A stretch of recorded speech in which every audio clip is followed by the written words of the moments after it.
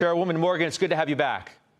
Thanks for having me back, Scott. Good to be here. Why the decision made as it was today?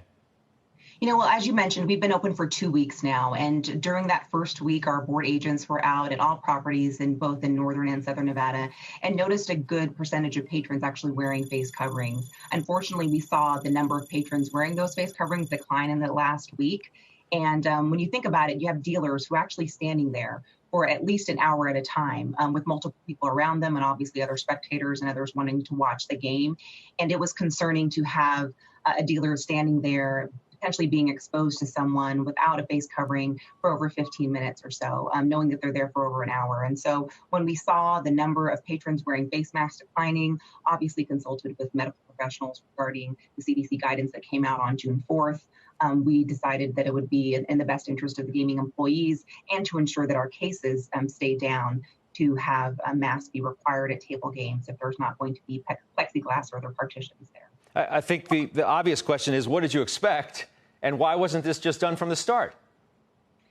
We expected and initially required that all masks be strongly encouraged, and a lot of the licensee plans that we received reaffirmed that.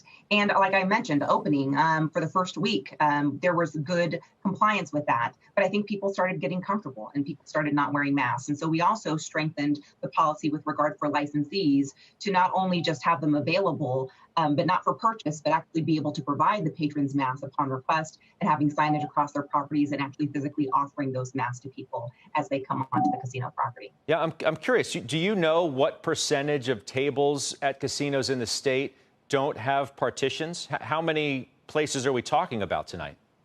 I do not know the actual percentage of those. Some properties actually had partitions at a couple of tables and not others to see if it would be something that patrons would like. But at this point, being 2 weeks in, regardless if you have a partition, we knew that masks were some type of barrier for employees, and not just from employees to the patrons, but among the patrons themselves was definitely going to be required, unfortunately, just due to people not wearing masks. Would you consider scaling back any of your openings, mandating closures if cases continue to increase even with these new precautions?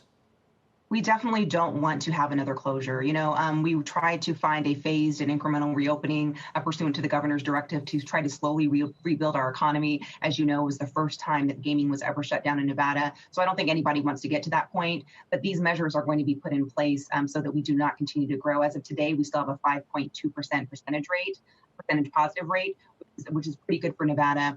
But as you know, in Arizona, there was actually a casino closure, and we don't want to get to that point. So we want to make sure our employees stay safe and that our patrons stay safe as well. So that's why we decided to take some additional steps.